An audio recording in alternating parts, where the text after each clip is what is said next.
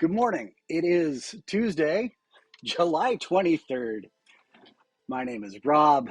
I am known here as that developer dad, and I think I have finally uninstalled my head from my rectum and can start talking about what we're going to talk about. Yesterday, we got all kinds of random generated appearance attributes descended from the species choice running in our console application. It's all feeding over to the locally hosted AI that I have set up on this old laptop that I found. And I've been kind of sharing some of the characters that get generated with some D&D playing friends of mine, and some other people have seen it and gone, "Oh, this would be fantastic. I would love to have access to this." So that got me thinking. Now, I'm not really an entrepreneur. I I don't like to kid myself into thinking I've got a head for business or anything like that, but I do know that taking a piece of automation like this and turning it into something that other people can use is a lot more than just creating a solution that consists of oops all class libraries. Um, so today I kind of want to talk through and list out all those things, or as many of those non-functional attributes and non-functional requirements that we need to think about if we're going to take this thing from being a neat little console app that I can have running on my laptop and trundle it off to the local game shop and be ready to answer all those questions from my players. Take it from that and turn it into something that maybe I could use on my phone, or maybe I could connect to across the internet from my laptop that I use to run my games and stuff like that, or perhaps make it available for other dungeon masters or world builders, or perhaps authors who are looking for ideas for their for some of the bit players, or perhaps even characters for their stories.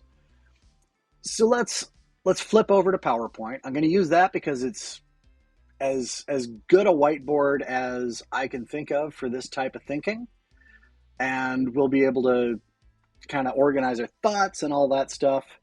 So I'll flip over to the screen share, bloop, and there's a big, beautiful empty slide just waiting for us. So first thing I'm going to do is I'm going to add a text box right up at the top. And that text box is going to say, it's not going to say anything. Oh, go away, format shape. What do we need to do to move from a local application to something other people can use? And I'm going to glue this right to the top of this, and I'm going to stretch it all the way across. And I'm going to center that text, and let's make it a little bigger. Oop, not that big. And let's make it bold. And I think what I'm going to do is I'm going to make it black with white text. There we go.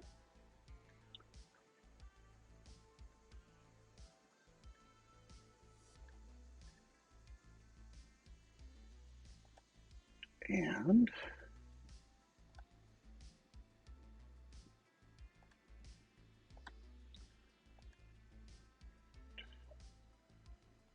I have a chatter who's chatting in my stream. So, well, first we need, and I'm just going to start throwing some shapes on here. Edit text, we need a user interface.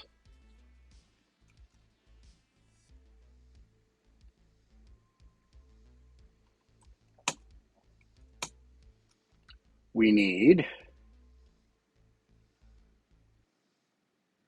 some way to manage user identity.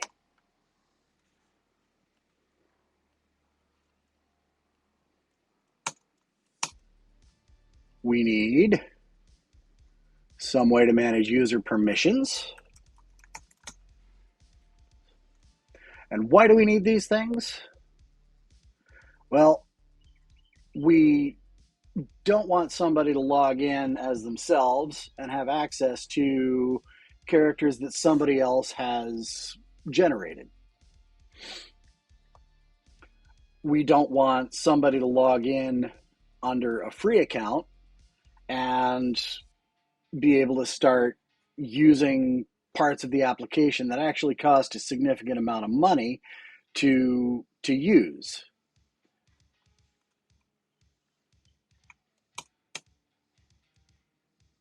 And from that, some way to monitor individual usage. And from this, we actually need to think about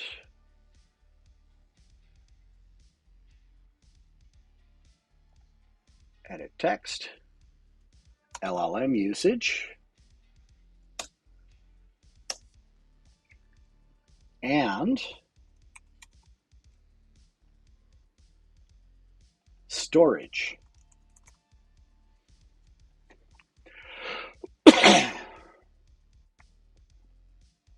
Control CV.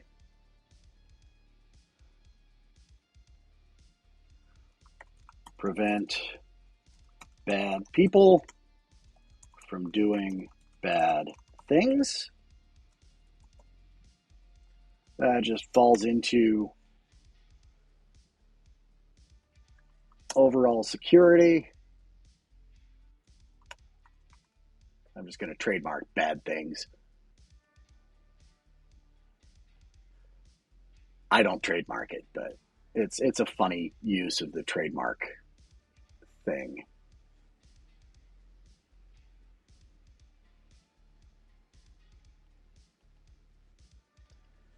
All right.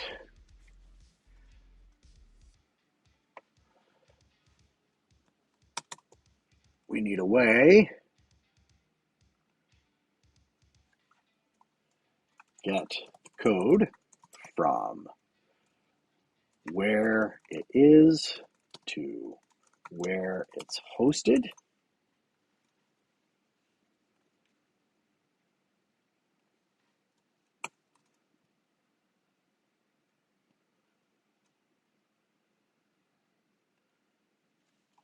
Make it easy to find and access.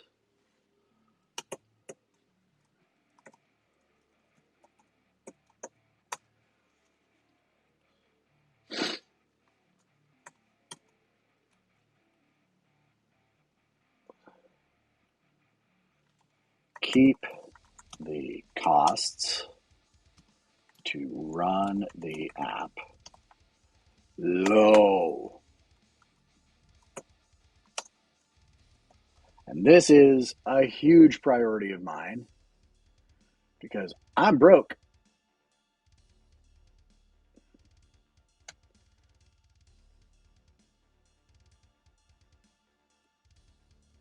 Ideally, our hosting costs are going to be close to free 95 as we can possibly get them.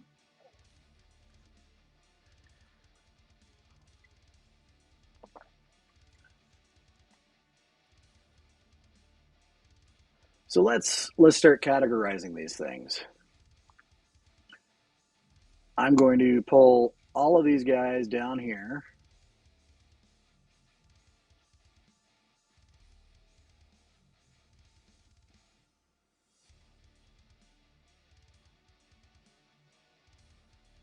And I'm going to start creating some categories.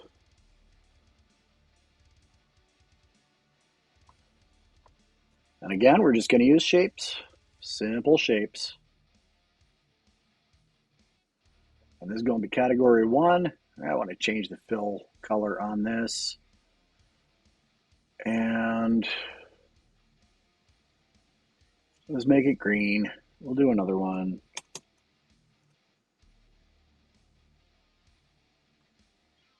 All right. And we're going to edit text, make our text fill black, go back to the home, pop this up to the top and the right because that's where I like to embed my container labels. And we have product delivery, customer POV,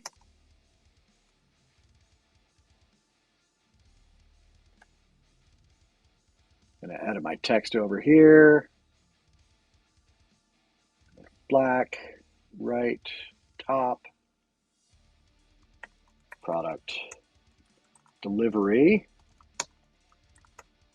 technical point of view, and we're going to have a couple more categories here. So, user interface, we can shrink this guy down. I'm going to pop these. Actually, I'm going to change the font size on all of these cards to something a little smaller. There we go. Are those still all legible on the share? Yes, they are. Okay, going to send this to back. Send this guy to the back. All right, user interface.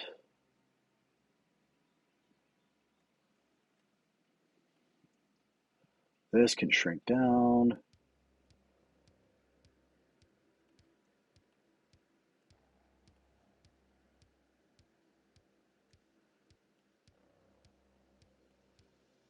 Here we go. I'm going to pull this up here. Make it easy to find and access. That falls under customer POV.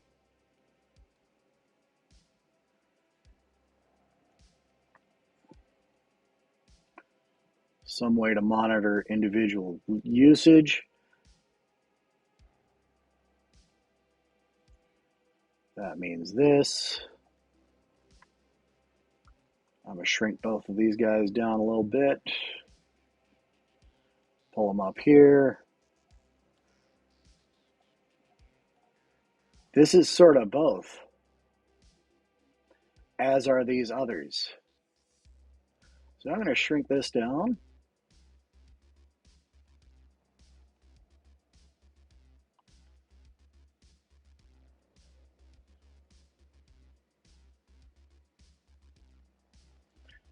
And come over here. All right, now let's make this bigger. Make this bigger.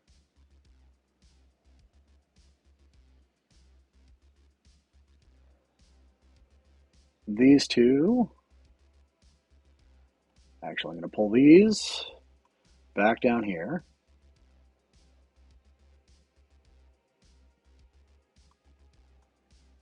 And arrange, align the centers on those. Good.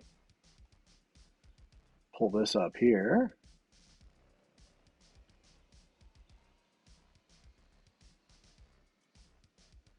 Three, four.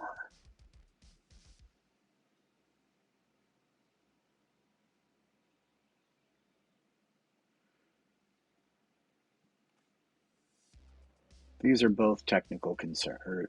These are both people and technical concerns.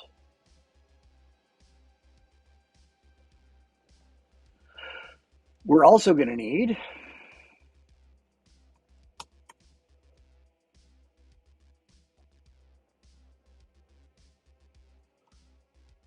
save generated characters.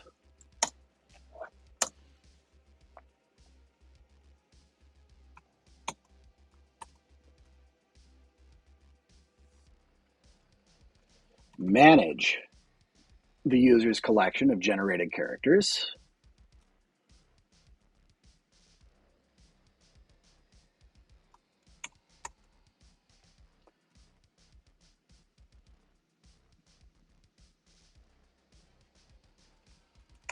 Download characters.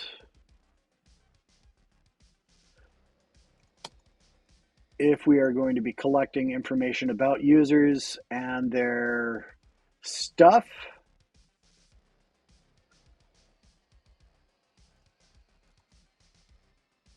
manage user data.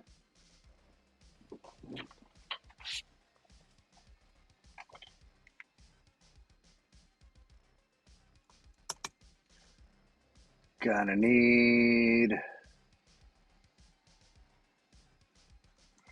privacy and data use policies.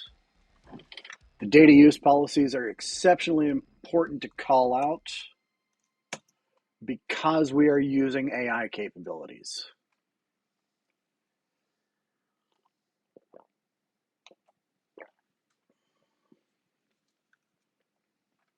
Same thing with privacy. Whoops. What did I just do? Cancel. I didn't want to print. I wanted to bold. All right.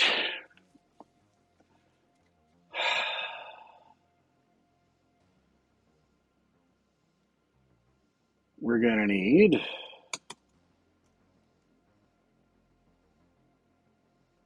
billing and subscription management.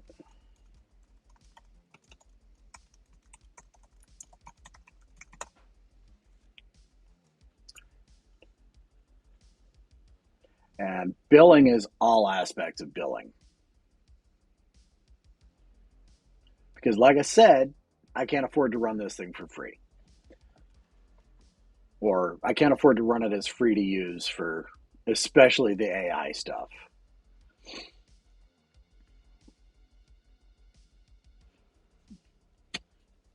All right. Get the code from where it is to where it's hosted. Keep the cost to run the app low. Some way to monitor individual usage, both from the AI and the storage capabilities. Now, getting the code from where it is to where it's hosted comes with all kinds of other steps. CV.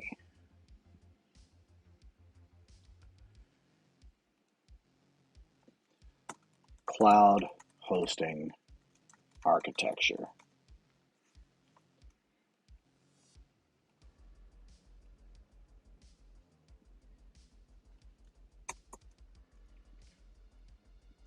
When you're running an application in the cloud, unless you want to spend all of your time running tests, running builds, copying files around, and fighting with whatever command line interface your cloud provider uses, you need automated testing.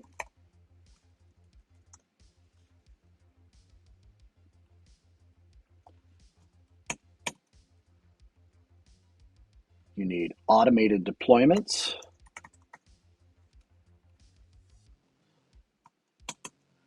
You need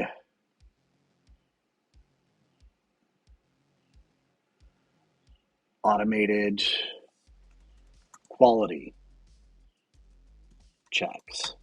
This has a number of subcategories. So I'm going to send that caption to the top. And I'm going to start adding some more little rectangles in here.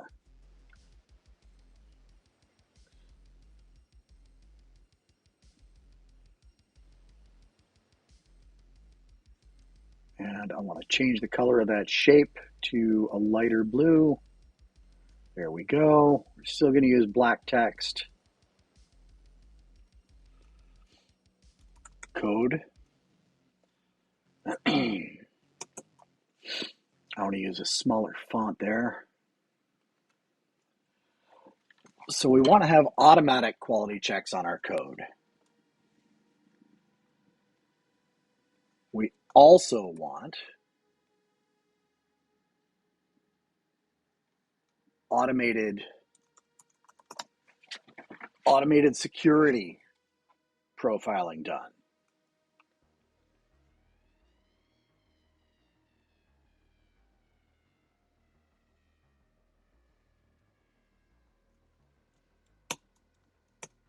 We want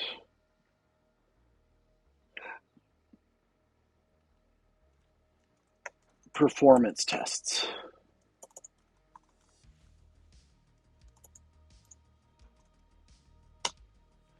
Automated performance testing. Automated deployments, that's also got a couple of categories. Or a couple of subcategories, I should say. So let's push this one up to the top. I'm going to grab this.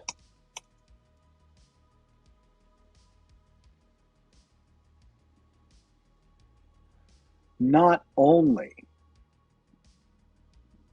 do we need to consider automating, not only do we need to consider deploying the application, but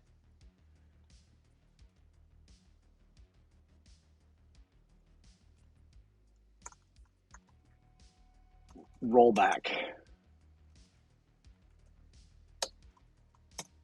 We need a rollback strategy.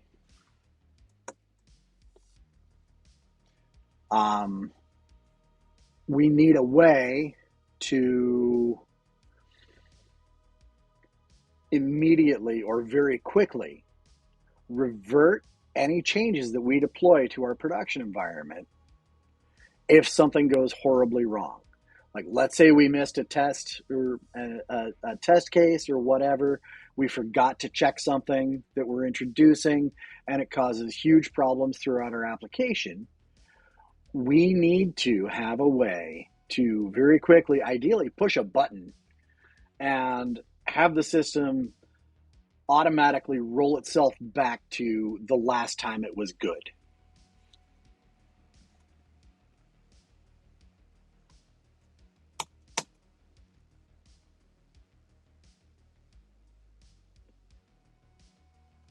Let's add canary deployments. Now, some of these things are not necessarily required for getting this thing off the ground. Automated testing.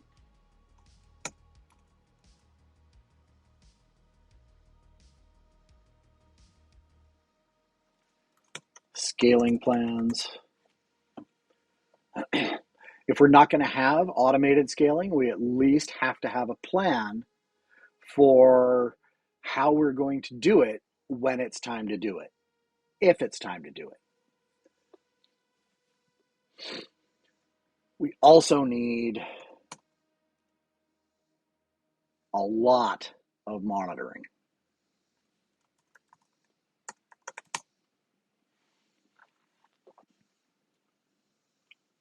So let's prioritize these things in terms of what we need and the approximate order in which we need it.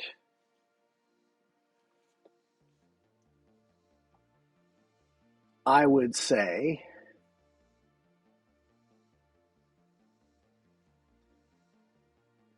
these are this one,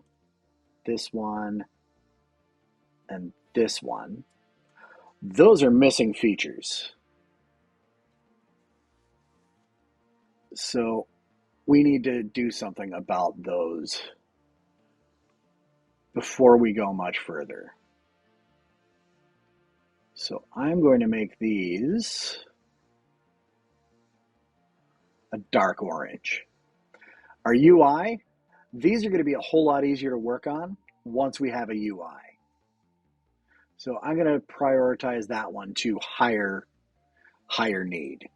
Also, all of this stuff can be done locally. We're also going to need a database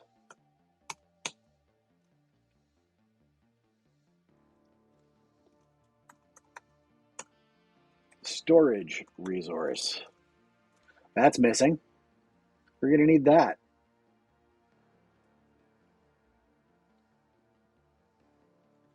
Let's make that orange.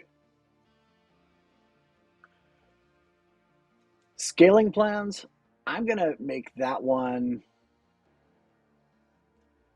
Let's pull that one to like light green.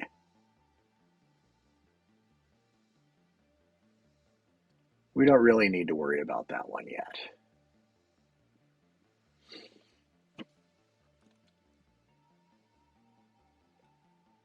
Once we've got our UI with the data persistence stuff, like the generated characters, once that's in place, we are going to need this and this and this.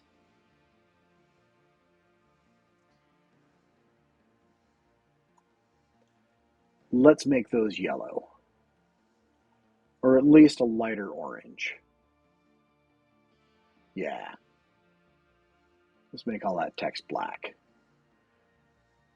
Prevent people from doing bad things. That's an overarching principle. This one, let's make that black. That's an overriding principle. And that, we can't get all the way there, but we can get a lot of the way there in the way we develop our user interface and in the way we think about how we'll deploy the different components of this thing to the cloud. So UI, saving information,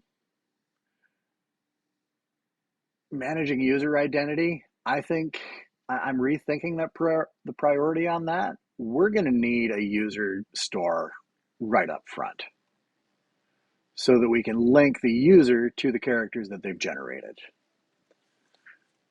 Again, this can be done locally, like just during our local development phase. Some way to manage user permissions, we can get there because the actual mechanic of doing so might depend on the choices we make as far as how we manage our user store.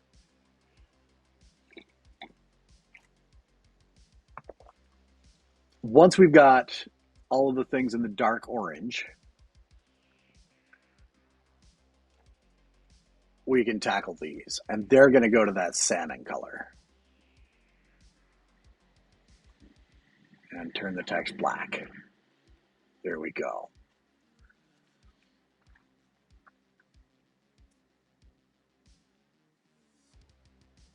Yeah.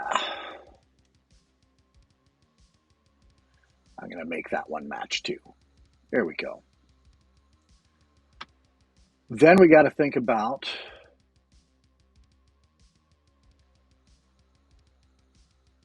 this one, get the code from where it is to where it's hosted.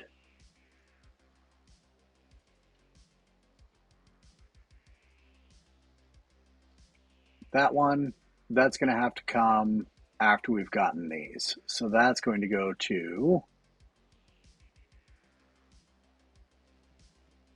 a more fill colors.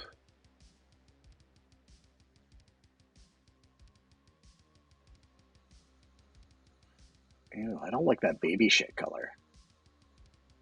That's kind of gross. Let's take it to this, sort of a muted yellow. Black text, cloud hosting architecture, automated testing. I think we can probably do automated testing with the oranges. And we could probably do our automated quality checks with the oranges as well. And there's actually some tooling that I've just become aware of that might help with a lot of these automated quality checks. Cloud hosting architecture, that goes to yellow. I'm less concerned about that at this point in time. Automated testing.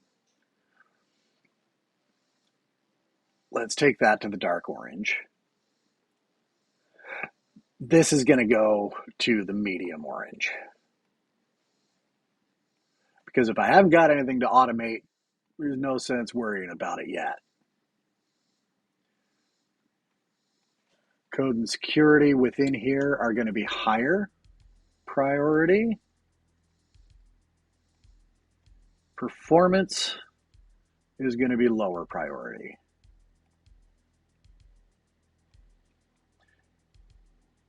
And we're going to want to talk a little bit more about what I mean by performance testing before we dive into that. Now, automated deployments, that's going to come. Monitoring, we might as well build that in at the salmon priority. I just want to make sure I don't have any more dark blues. Privacy and data use policies, we're going to need those before we can deploy. We're going to need billing and subscription management before we can deploy. So let's make those yellow for now. Automated deployments, let's make that yellow. Rollback is a higher priority than canary deployments.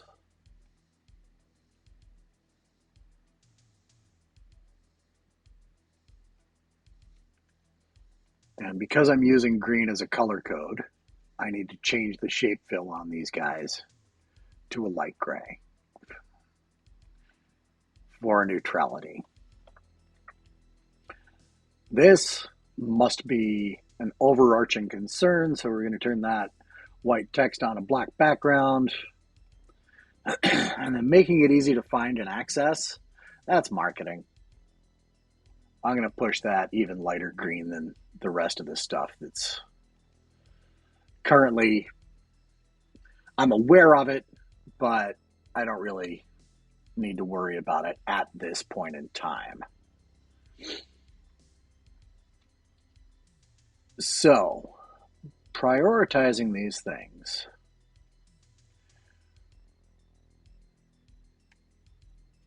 Let's talk about automated testing. Well, no, let's do this. We'll create a new slide. High priority items. And I'm just going to delete this block. Goodbye. And I'm going to grab these. 1, 2, 3, 4, 5, 6, 7.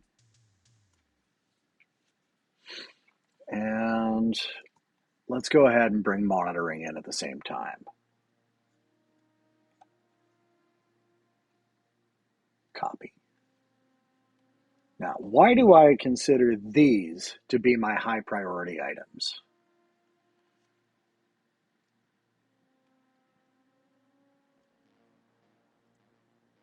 Well, the reason I've chosen these things as high priority items is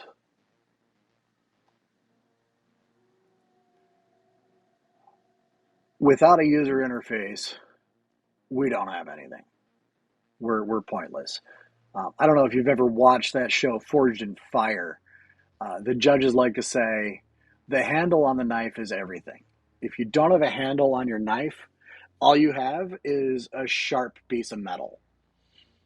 So our UI, I know I've talked about how user experience is not just UI and stuff like that. And that's true, but that user interface is how people get access to the functionality that we've built. And without a UI, there's no door. You've built a house with no way in. Storage, Well, we need to set up our storage resource, because without the storage resource, we can't do any of this.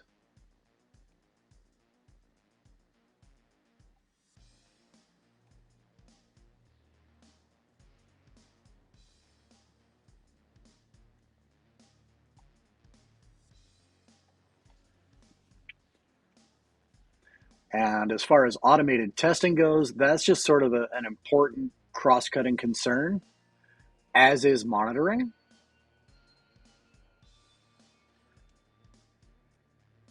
Automated testing, we've already got some automatable tests, but I want some more. Monitoring is, as I said, a bit more of a broad concern.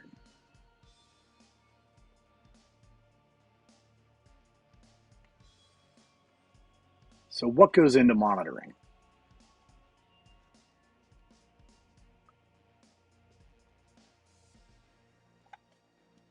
Edit text.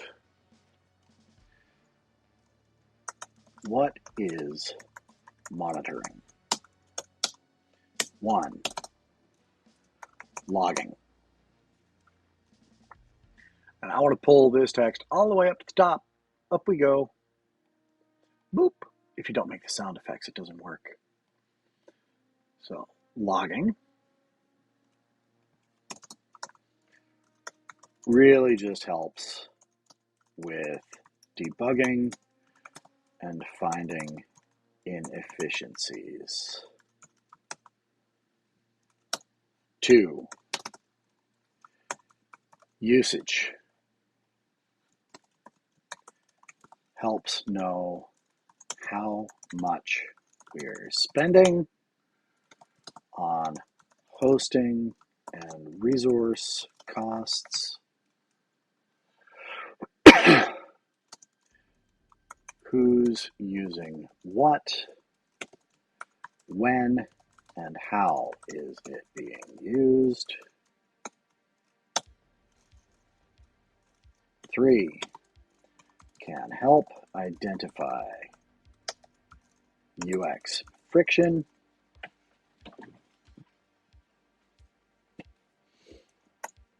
4. Helps us know when bad things are happening. Services fall over,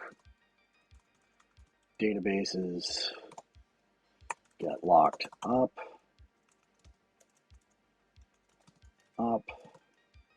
some hacker is doing a hack.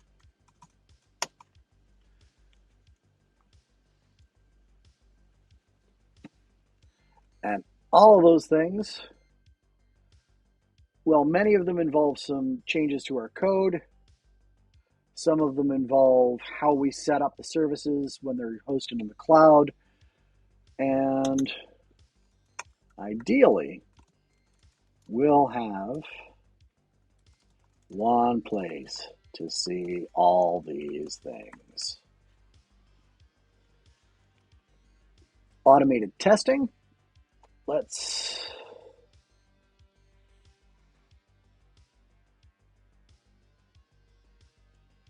Ideally, we'll have one place to see all these things.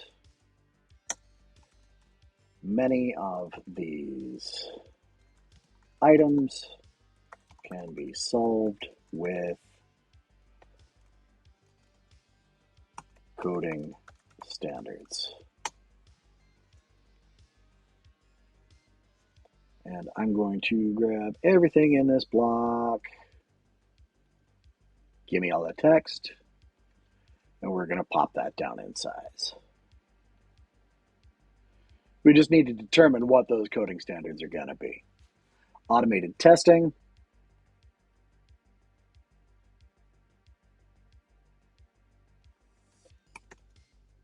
Is code level implementation tests.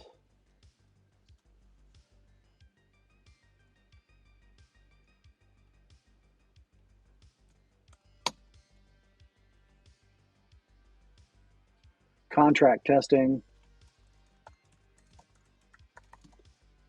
on components and APIs.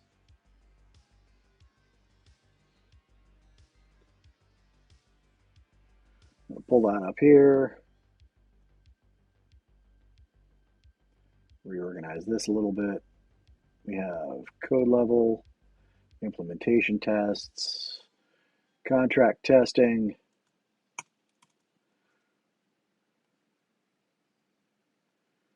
scripted UI tests,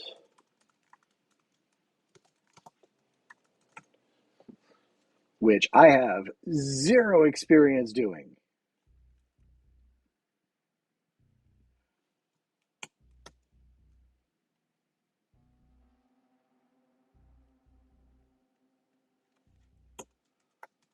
Security tests,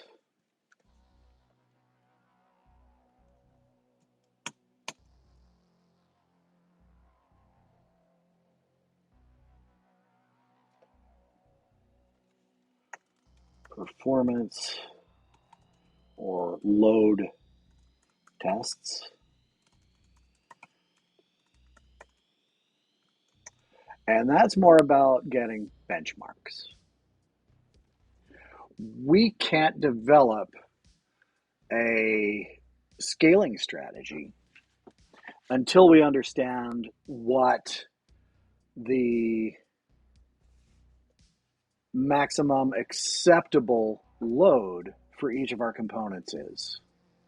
If we have a component that can run 300 million operations in 30 seconds, chances are we don't need to scale that out.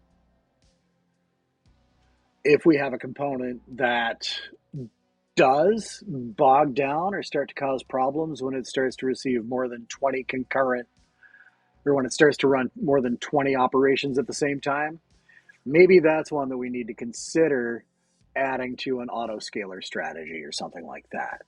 But without those performance and load tests of each of the components in our system, we have no idea where the bottlenecks are going to be. Now, if we see a component that's got a very low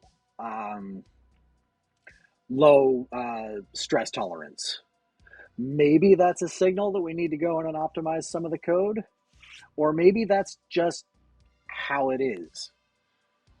And the whole thing about performance and load testing, we really just at this stage of the game want to find out which components can bear how much load before they start to get stressed or unstable. And then once we've identified which ones suffer from instability under what we would think is a lower acceptable level of usage stress, maybe then we go take a look at the code and how we're doing things in there. But it also helps us identify how we need to split things out and scale them individually within our system of systems. Code level and implementation tests, these are XUnit. Contract testing on components and APIs, I like to use SpecFlow. And then for the user interface, storage resource, all of that stuff, we're going to not worry about that yet. This afternoon, we're going to get into designing one or more suites of these contract tests that I want to run against some of these projects in our solution that don't have any tests around them yet. So let's go to GitHub.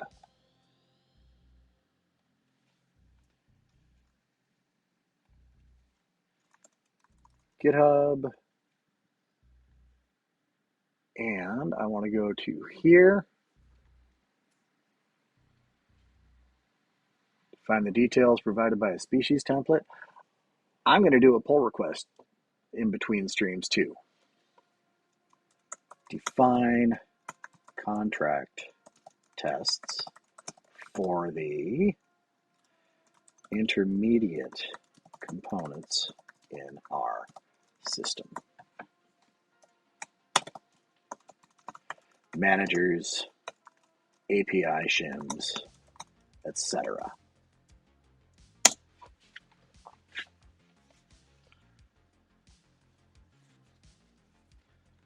I'm going to convert this to an issue.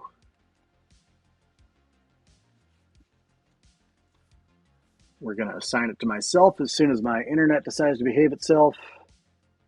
I'm going to put it under testing. Where are you? Here we are. And we're going to, yeah, that's it. So let's save that. And I'm actually going to end the stream a little bit early today because I am old and I've had far too much coffee, like a silly man. And we'll come back at 1 o'clock and start talking about designing some component level tests for some of the parts of our system. And that's going to put us on the road towards getting something that could become a product. So until then, take care of yourselves, drink some water, eat some food, touch some grass, and be kind to yourself.